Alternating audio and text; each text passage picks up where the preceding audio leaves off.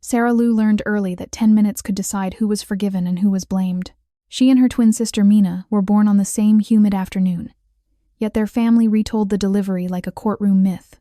Mina arrived second, pale and quiet, while Sarah arrived first, loud enough to exhaust a mother already losing blood. The doctor saved them, but the story never let go. From the time Sarah could understand words, she was told she owed the household a debt that could not be repaid, only carried. When Mina cried, relatives said Sarah must have startled her. When Mina failed a quiz, relatives said Sarah had made her anxious. When their mother clutched her scar and sighed, she looked at Sarah as if the scar had Sarah's name stitched into it. Sarah learned to apologize before anyone asked, to fold herself small so she would not give the world a reason to accuse her again. The irony was that she was the quiet one by nature. Mina was the flame. Mina laughed loudly, filmed herself singing into a hairbrush, and treated every room as if it were already an audience. Their parents praised Mina's brightness and scolded Sarah's silence, as if being calm were a kind of disobedience. At 16, Sarah earned the best scores in their district, but her mother only said, "If you were truly smart, you would know how to help your sister." At 17, Mina began chasing online fame, skipping classes to stream makeup and pranks, and their parents called it initiative. Sarah kept studying because books were the only place where rules made sense, where effort reliably turned into results.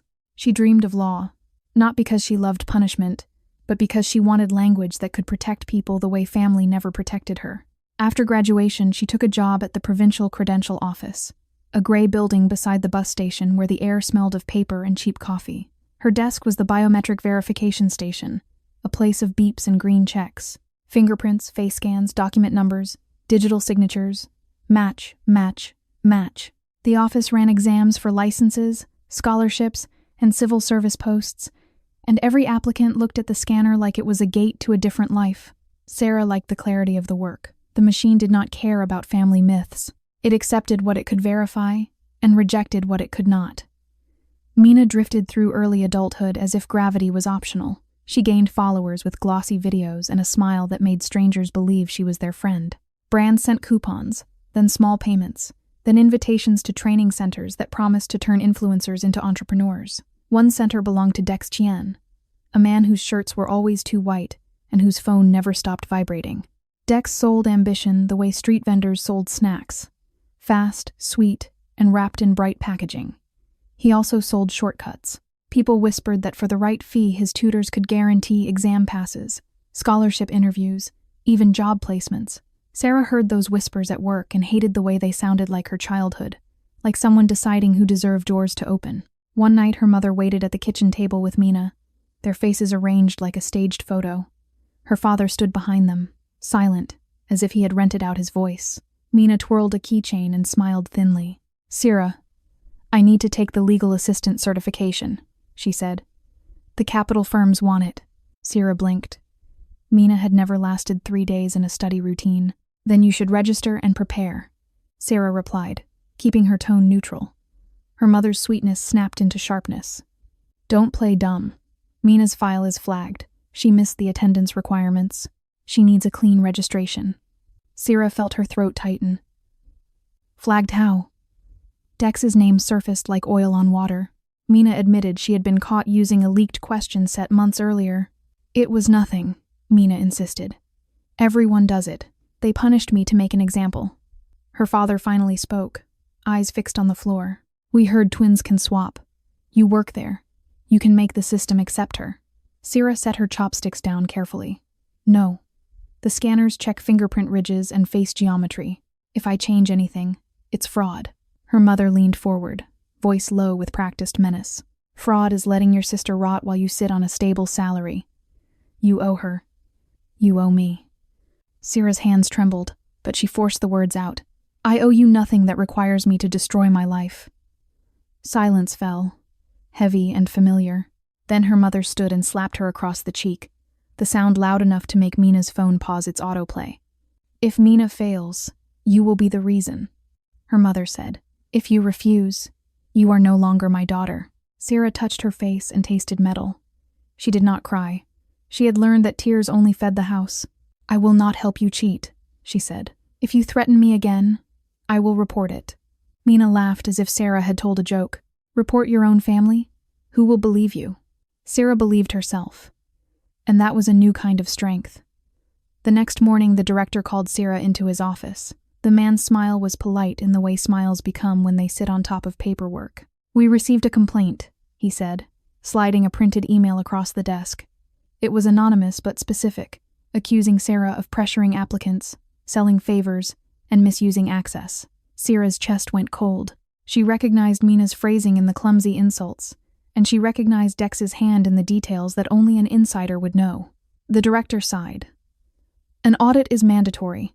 I'm placing you on leave for 2 weeks while we review logs." Sarah wanted to argue, but she also knew the logs would show the truth. "Do what you must," she said. "I want the review." She left the office with her badge still on her lanyard and felt as if the air outside had changed texture. She walked home slowly, rehearsing facts in her head like a prayer. At the apartment building, her mother met her at the door, expression triumphant. "So," her mother said, "they noticed you refusing to help. You see what stubbornness brings?" "You filed it," Sarah said quietly. "You tried to ruin me." Her mother shrugged as if morality were a coat she could put on or take off. "I protected Mina. A real mother protects the child who needs protecting." Sarah looked past her mother and saw Mina lounging on the sofa, filming herself with a filter that made her skin glow. Mina didn't stop recording. She smiled at the camera and spoke sweetly.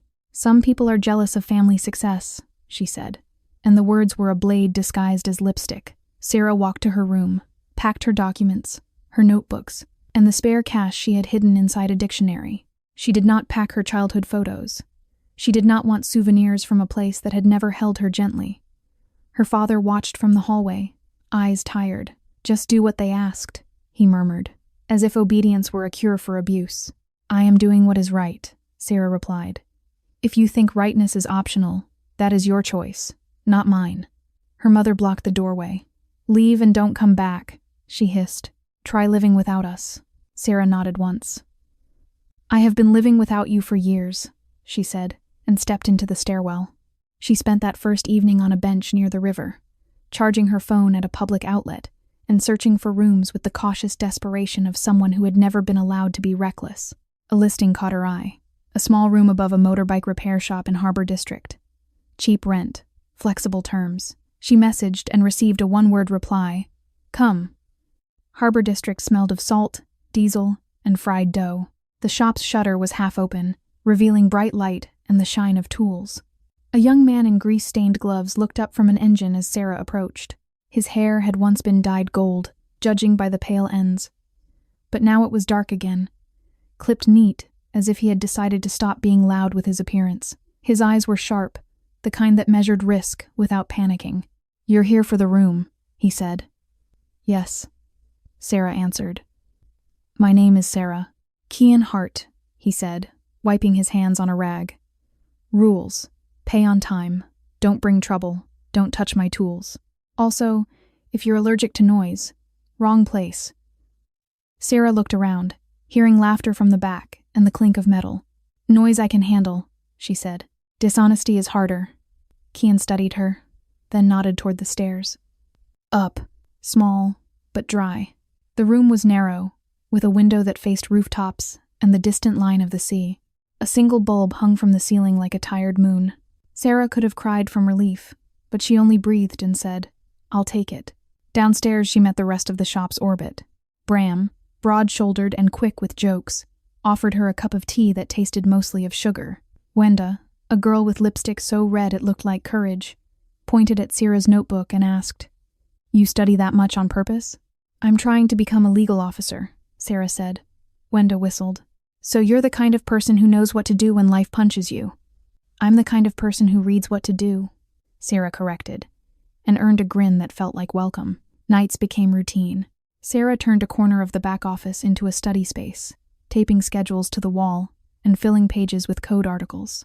She studied civil procedure the way some people studied maps, searching for routes out of danger. Qian pretended not to notice, but he always left a spare desk lamp plugged in, and he corrected Bram when Bram joked too loudly near her door. He was careless with his own comfort, and strangely careful with hers. On her 5th night, a man walked in asking for a quick tune-up, yet his eyes didn't look at the bike. They looked at Sarah. The man smiled too politely. "New face," he said, voice smooth. Qian's posture tightened. Customer or tourist? He asked. A friend of Dex, the man said, and the name hit Sierra's bones like cold water. Dex heard your roommate works in biometrics. Dex likes to keep friends close. Sierra's mouth went dry. She had not told anyone here about Dex. The man leaned in as if offering advice. Tell her to stop being stubborn. People who fight the tide get pulled under. Qian stepped forward, blocking Sierra from view. Shop policy, he said calmly. We fix engines, not threats. Leave. The man's smile sharpened. You're brave for someone with expensive parents, he said, and walked out. After the door shut, Bram exhaled hard. That's a message, he muttered. It's pressure, Sarah said, which means they're afraid of something I can prove. She opened her laptop and began tracing contracts, vendors, and maintenance logs, using every public access request the law allowed. She visited the library, filed formal inquiries, and learned which phrases forced agencies to answer. She was careful to keep copies, to record dates, to build a chain that could survive hostile hands. 2 days later, Wenda received a message from a burner account offering her cash to post a story about Sierra selling exam favors. Wenda showed Sierra the screen without hesitation. They think I'm for sale, Wenda said, jaw tight. Do you want me to pretend I am and see where it leads? Sierra hesitated only a moment. Yes, she said, but we do it safely. Together they created a new account, spoke in the language of desperation, and arranged a meeting at a crowded food court where cameras and strangers would make violence inconvenient. Bram insisted on sitting nearby with a newspaper he didn't read. Qian insisted on coming too, claiming he was only there for noodles. The contact arrived. Dex's assistant, a woman with glossy hair and a badge from the prep center, clipped proudly to her bag. She slid a card across the table. Dex can make problems disappear, she said. He can also make them multiply. Depends on your attitude. Sierra kept her voice soft. I want proof that you can do what you claim. The assistant laughed. Proof is expensive. So is silence, Sarah replied. Show me the pipeline, or I walk. Something flickered in the assistant's eyes, a tiny crack where arrogance met risk. She leaned closer. You know those scanners you worship? They store templates. If you have the templates, you have people. People pay for that. Sarah's pen moved across her napkin, writing nothing visible but capturing the moment. Where do you store them? She asked. The assistant smirked.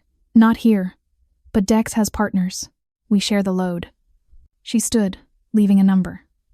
If you want in, call. If you want to play hero, remember heroes bleed. Sarah watched her go and felt the floor under her feet turn solid again. A pipeline existed, and now she had a witness to confirm it. She needed a victim who could speak without being crushed. They found June through a small online forum where rural applicants asked questions in shy, careful language. June posted that he had been banned for biometric irregularity and didn't know what it meant. Sarah messaged him from a formal account with her name and job title removed. I can help you appeal, she wrote. You don't have to be alone. June agreed to meet at the library. He arrived with a folder of receipts and the hollow look of someone who had borrowed hope with interest. He told Sarah his family had mortgaged a piece of land to pay Dex's center. Dex promised a guaranteed pass and said the center had official channels. On exam day, June's fingerprint matched, but the face scan flagged, and the supervisor escorted him out while other candidates stared. Dex's staff later told June he must have tried to cheat and blamed him to protect their brand. Sarah listened without interrupting, then explained in plain words what template theft could do. If your facial template was swapped in the server, she said, the machine would think you are someone else, or that someone else is you. Either way, the record will look suspicious, and the system punishes the person with the least power. June's hands shook. So they used my face like a tool, he whispered. She nodded, and tools can be returned to their owners. We will file an appeal, and we will attach your receipts, and we will request the server logs under procedure. They will try to ignore you. That is why we will make it impossible to ignore you. June swallowed hard. Will they come after my family? Sierra thought of threats painted on shutters and answered carefully. They might try. But the more formal the process becomes, the less room they have to attack in the dark. She returned to the credential office the next day, not as an employee, but as a citizen using legal channels. She submitted June's appeal, copied the director, and requested external review. She also submitted the food court notes, naming the assistant as a contact who had implied illegal possession of biometric templates. The director, seeing the case shift from rumor to documented allegation, had no choice but to escalate. He contacted the provincial cyber unit and the procurement office. An audit widened. Investigators arrived with sealed envelopes and serious faces. Sierra watched from outside the building's glass doors, feeling both vindicated and sick. She had once loved that office for its clarity. Now it was a battlefield for integrity. Dex's center was raided on a rainy Thursday. Police carried out computers in black cases. Tutors filmed the scene and posted it with captions about persecution. Dex posted a tearful statement about supporting youth, while his lawyer denied everything. The internet argued within minutes, as if justice were a trending topic. That evening, Mina appeared at the shop. She wore a designer coat that looked too thin for the season and too expensive for honesty. She stood in the doorway like she expected applause. Bram muttered, "The celebrity has arrived," and Wenda elbowed him to shut up. Mina's eyes landed on Sierra and widened in quick calculation. "So this is where you hide," she said. Her voice was sweet, but the sweetness had teeth. "You're really doing this. You're ruining Dex. You're ruining me." "You ruined yourself," Sarah replied. "I only stopped you from ruining other people." Mina's smile cracked. "Do you know what Dex can do? He can make you disappear. He can make them believe you were the thief." Qian stepped beside Sierra, not touching her, but close enough that his presence felt like a guardrail. "Threatening someone in my shop is a fast way to forget how to walk out," he said calmly. Mina looked him up and down, then sneered. "You're the motorbike boy, so this is your new hobby, Sarah? Collecting trash to feel noble?" Sarah's stomach tightened, a reflex from years of being judged. She forced her voice steady. "Leave," she said. "I'm not bargaining with you." Mina's eyes flashed. "Mom cried for you last night," she lied quickly. "She said you're heartless. She said she regrets giving birth to you." That line could have stabbed Sarah months earlier. Now it only confirmed what Sarah already knew. Mina would use any weapon that worked once. Sarah exhaled. "Tell her I regret believing her," she said. "And tell yourself that no amount of fame will replace a conscience." Mina's cheeks reddened. She turned sharply and left, heels clicking like punctuation. 2 nights after that, red paint covered the shop shutter. Liar, corrupt, traitor. The letters were angry and childish, meant to frighten by being visible. Old Chen cursed loudly and demanded rent in advance for the inconvenience of living near drama. Bram installed a cheap camera and promised to sleep in the back office with a wrench under his pillow. Wenda posted a short clip of the paint and wrote, "If you think this scares us, you don't know us at all." Sarah did not sleep much, but she did not collapse. She wrote statements, filed incident reports, and kept studying. The law exam date did not pause for fear, and she refused to let criminals steal time from her the way family had. During the investigation, Qian's parents arrived unexpectedly. A black sedan pulled up outside the shop like a threat made of luxury. A woman in a crisp coat stepped out, followed by a man whose watch probably cost more than the entire building. They walked in, eyes scanning the grease and clutter with faint disgust. "Qian," the woman said, voice controlled. "We need to talk." Qian's jaw tightened. "Not now." "Now," the man corrected. He glanced at Sierra. "Are you the girl causing problems with Dex Qian? We have heard your name." Sarah braced herself, expecting accusation, but the woman surprised her. "We also heard you are the one who pushed Qian to study," she said, and there was fatigue under her precision. "Is that true?" Qian barked a short laugh. "No one pushes me. I chose." His father's expression hardened. "You chose to waste your life in a garage because we refused to buy you a racing license at 16. You wanted rebellion, so you picked dirt. Congratulations." Qian's hands curled into fists. Sierra saw in him the mirror of her own life, a child punished not for wrongdoing, but for refusing to be controlled. Sierra stepped forward, surprising herself. "He is not wasting his life," she said. "He repairs what other people break. He keeps promises. Those are not small things." Qian's mother looked at Sarah for a long moment, then sighed. "Dex Qian contacted us," she admitted. "He said you were blackmailing him. He asked us to guide our son away from bad influence. He offered partnership in exchange for cooperation. And," Qian demanded, "and I told him to leave my family out of his crimes," she said. And for the first time her voice carried heat. "If he truly believes we can be bought, Then he has never met a mother who fears shame less than she fears injustice. Qian blinked, stunned by his mother's bluntness. His father looked away, uncomfortable with moral language. The woman turned to Sarah. "I don't know your story," she said quietly. "But I know how it feels when a child becomes collateral. If you need counsel, we can provide it." Not because Dex asked, but because Qian has never looked this focused in his life. Qian muttered, "Don't make it weird." Yet his ears reddened, betraying him. After they left, Qian sat on a stool and stared at the floor. "They think they can fix me like a business plan," he said softly. "They're learning they can't," Sarah replied. "People are not projects." Qian looked at her then, eyes steady. "If this goes to trial, you'll testify. That makes you a target." "I have been a target since birth," she said. "This time, I'm aiming back with law." As the audit turned into a criminal case, Sarah's leave was extended, then converted into temporary suspension with pay pending outcome. It was a bureaucratic compromise. The office could not admit she was innocent before the investigation ended, but it could not punish her without evidence. Suspension gave her time, and time was dangerous because it forced her to confront feelings she had postponed. Some mornings she woke expecting her mother's footsteps, then remembered she was above a garage, not in a cage. She would lie still, listening to gulls and distant traffic, and learn what quiet meant when it was not a warning. She studied harder. Qian joined her in the evenings, pretending he was only curious. He would read one page, frown, and say, "Why is the law written like it hates humans?" "Because it was often written by people who feared other people," Sarah said. Bram joined too. Not for the exam, but because he enjoyed being part of something that wasn't a hustle. Wenda insisted on learning basics so she could understand contracts before signing anything again. They called themselves the after-hours circle, half joking, half serious. Old Chen complained that their murmuring sounded like a swarm, yet he always left extra tea bags by the kettle. One evening, June called Sarah in a panic.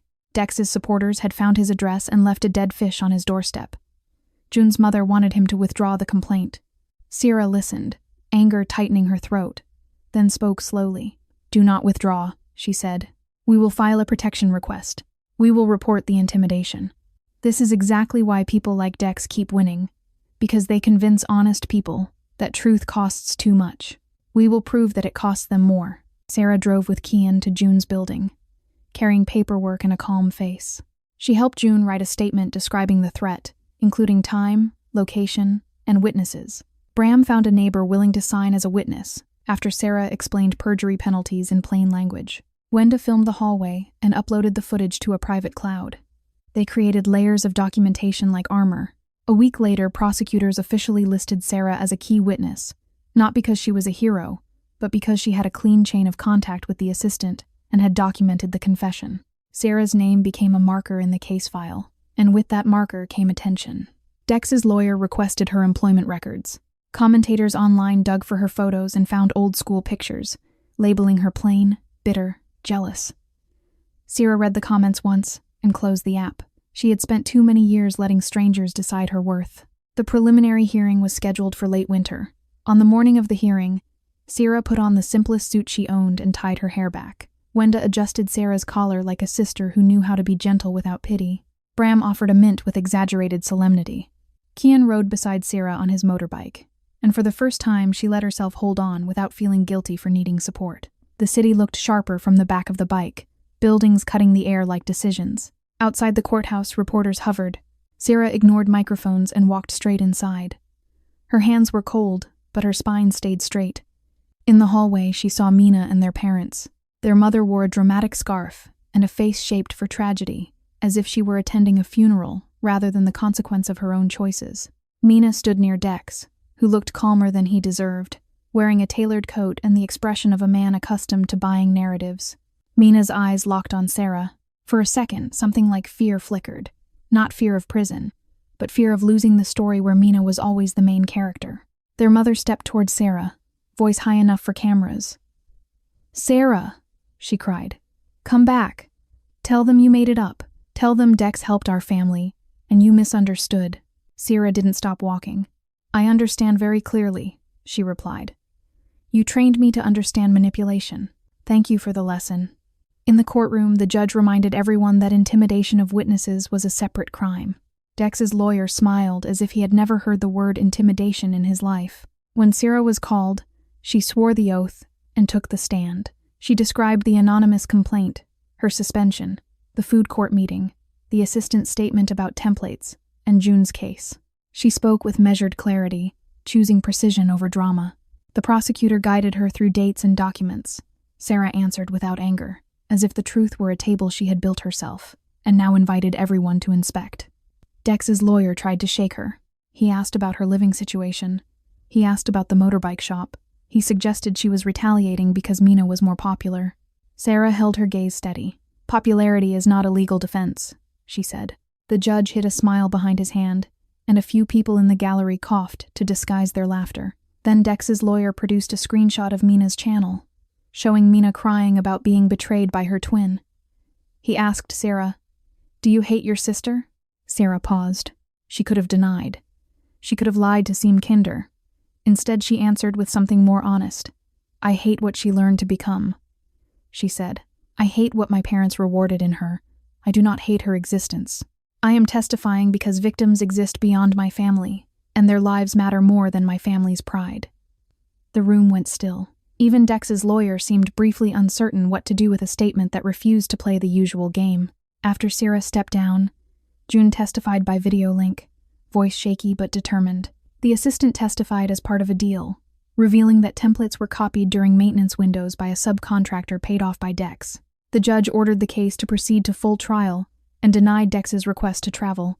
Dex's face finally tightened, and the crack in his composure felt like sunlight. Outside the courthouse, Mina cornered Sarah near the stairwell. Cameras were still outside, so Mina chose a quieter weapon: grief. "You always had to be righteous," she whispered. "You always had to make me look bad. Why can't you just let me live?" Sarah looked at her sister's face and saw, for the first time, the exhaustion under the makeup, the panic under the entitlement. Mina had been raised to believe love was measured by applause, and applause was disappearing. Sarah's anger softened into something harder and cleaner. "Boundaries. You can live," Sarah said. "You just can't live by crushing others. That is not life. That is theft." Mina's eyes filled, but her tears looked confused, as if they didn't know where to land. "Mom says you're ungrateful," Mina muttered. "Mom says many things," Sarah answered. "None of them become truth just because she is loud." Back at the shop, the after-hours circle waited. Bram had cleaned the paint off the shutter and left faint stains like scars. Old Chen had made noodles for everyone and pretended it was only because he had cooked too much. Qian handed Sarah a mug of hot water, careful not to touch her bruised knuckles where she had gripped the railing too hard. Sarah sat at the metal desk, opened her code book, and resumed studying as if persistence itself were a statement. The law exam arrived in early spring. Sarah entered the test center as a suspended employee and a registered candidate, feeling the irony like a stone in her pocket. She placed her finger on the scanner. The machine beeped, green and indifferent. Her face was verified by geometry that did not know her mother's story. She sat down, opened the booklet, and wrote until her wrist ached. She wrote definitions, arguments, applications. She wrote as if each paragraph were a step away from the bench by the river where she had searched for shelter. While Sarah waited for results, the trial date approached. Dex's supporters attempted one last campaign. Fake accounts posted that Sarah had manipulated June. They threatened to release proof of Sarah's corruption. Wenda tracked the accounts and found they were tied to a marketing farm. Bram reported the posts for harassment. Qian's mother quietly hired an attorney to advise Sarah on witness protection, and the attorney taught Sarah how to request protective measures without sounding like she was begging. Sarah appreciated the difference between asking and asserting. It was the difference between childhood and adulthood. One night, Sarah received a call from her father. His voice was smaller than she remembered. "Your mother is sick," he said. "She says you did this to her." Sarah listened, then answered gently, not because she forgave, but because she refused to let bitterness dictate her tone. "I didn't do anything to her body," she said. "She did something to her relationships." Her father sighed. "Mina is hiding in her room. Dex won't answer her calls. Everyone in our building whispers." "They whispered when I was a child too," Sarah said. "You still chose comfort over me." Her father went silent. He had no defense that would not sound like confession. Before hanging up, Sarah said one thing she wished someone had said to her years ago. "You can still choose differently." It will be harder. That's the point. The full trial was public. Dex sat at the defense table looking like an advertisement for calm. The prosecution presented the data pipeline, the subcontractor payments, the server logs, and the intimidation incidents. Sarah testified again, and this time she felt less fear, because she could see the structure of the case like a map. Jun's family attended, holding hands as if they were holding a rope. Wenda sat behind Sarah, eyes fierce. Bram chewed gum with theatrical patience. Qian watched like he was guarding the air around Sarah, even though no one could touch her in that room without touching the law. During cross-examination, Dex's lawyer tried a new angle. He claimed the data theft was done by the subcontractor without Dex's knowledge. Sarah answered with the assistant's messages and the meeting offer, showing that Dex's business model depended on the stolen templates. The judge allowed the evidence. Dex's jaw muscle twitched, a betrayal by his own body. Then Mina was called as a witness by the defense, an attempt to frame the conflict as sibling jealousy. Mina approached the stand wearing a pale dress, face carefully composed. She began by repeating her mother's narrative. Sarah was always resentful, always cold, always unwilling to help family. Mina spoke smoothly, trained by years of speaking to a camera, but when the prosecutor asked Mina whether Dex's center had promised guaranteed passes, Mina hesitated. Her eyes flicked to Dex. The prosecutor waited, letting silence do work. Mina swallowed. "Yes," she said quietly. The prosecutor asked, "Did you know that guarantee required illegal access to biometric templates?" Mina's hands shook. She looked at the gallery and saw Jun's mother staring at her with a grief that did not need words. Mina's mouth opened, closed, opened again. "I didn't want to know," she admitted. "I wanted it to be easy. I wanted people to clap." Her voice cracked on the last word, surprising even herself. Dex's lawyer jumped up, objecting, but the judge overruled. Mina continued. "The dam finally breaking. Dex told me Sarah would ruin my life if I didn't stop her. He told me to shame her. He told me to file the complaint. He said families always choose the popular one. I believed him because I had never been taught anything else." Sarah felt a strange pressure behind her eyes. Not tears exactly, but the release of a tension she had carried since childhood. Mina was not absolving herself, but she was finally telling the truth in a room that forced truth to matter. The verdict arrived 2 weeks later. Dex was convicted on multiple counts, including fraud and illegal data trafficking. The subcontractor received a reduced sentence for cooperation. The court issued protective orders for key witnesses. On the day the news broke, Harbor District celebrated quietly. There were no fireworks, only a shared exhale. That same day, Sarah received her exam results. She opened the email at the shop's back desk, while Wenda held her breath dramatically, and Bram pretended not to care. The score appeared on the screen. High enough for the Judiciary Support Program, high enough for a scholarship. Sarah stared until the numbers stopped looking like hallucination. Qian leaned over her shoulder and read once, then twice. "You did it," he said, voice low. Not praise, not exaggeration, just recognition. Sarah's hands began to shake. She covered her mouth and let herself feel it. The weight of effort turning into reward, the fairness she had chased for years. Wenda squealed and hugged her so hard Sarah's ribs protested. Bram lifted Sarah's chair slightly as if she were a trophy. Old Chen grumbled about noise but wiped his eyes with his sleeve when he thought no one watched. That night, Sarah walked alone to the river bench where she had once searched for shelter. The water reflected the city lights in broken lines, and the air smelled of wet stone. She sat and remembered the old version of herself who had folded into apology. She wished she could reach back in time and say, "Keep going. Keep your documents. Keep your voice. Keep your heart safe from people who treat it like a resource." Her phone buzzed. A message from Mina. "I'm sorry. I don't know how to be your sister. I want to learn." Sarah read it twice. She did not reply immediately. Forgiveness, she knew now, was not a donation handed out under pressure. It was a bridge built slowly, plank by plank, with boundaries as nails. She typed one sentence and sent it. "We can talk when you stop asking me to carry your consequences." 2 weeks later, Mina arrived again at the shop, alone this time, without cameras, without a dramatic coat. She wore a plain sweater and held a small envelope. "I brought back the money Dex gave me to smear you," she said, voice trembling. "I don't want it. I want it to go to Jun's family or anyone he hurt." Sarah studied her sister's face and saw fear. "Yes, but also the unfamiliar shape of accountability. We can donate it to the legal aid fund," Sarah said. "If you want to help, you can volunteer." quietly, without posting. Mina flinched. No posting, she repeated, as if the words were a new language. Then she nodded. Okay. Spring turned to summer. Sarah prepared to move to the capital for the program, but she did not leave Harbor District empty-handed.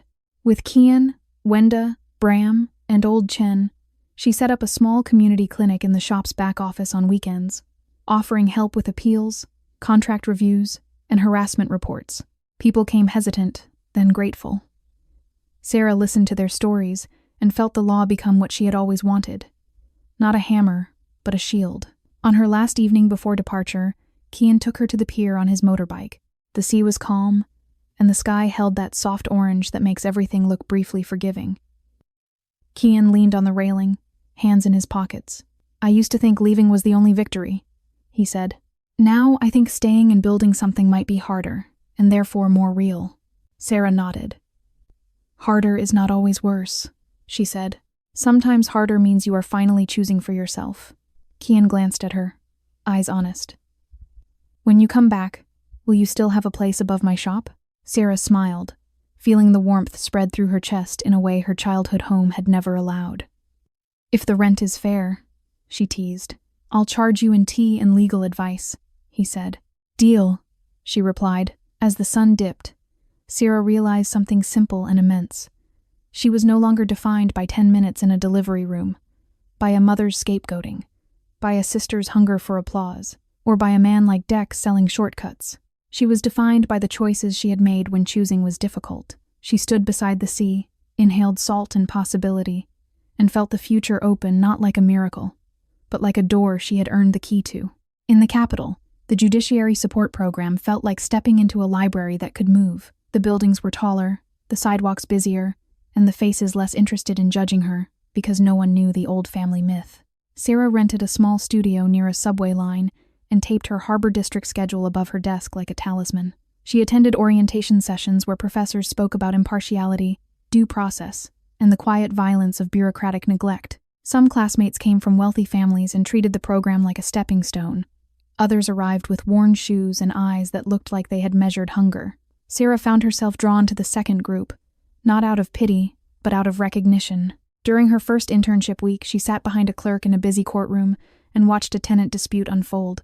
A landlord tried to intimidate a young mother with confident lies, counting on the woman's fear. Sarah remembered June's shaking hands and her own mother's loud certainty, and she felt anger rise like heat.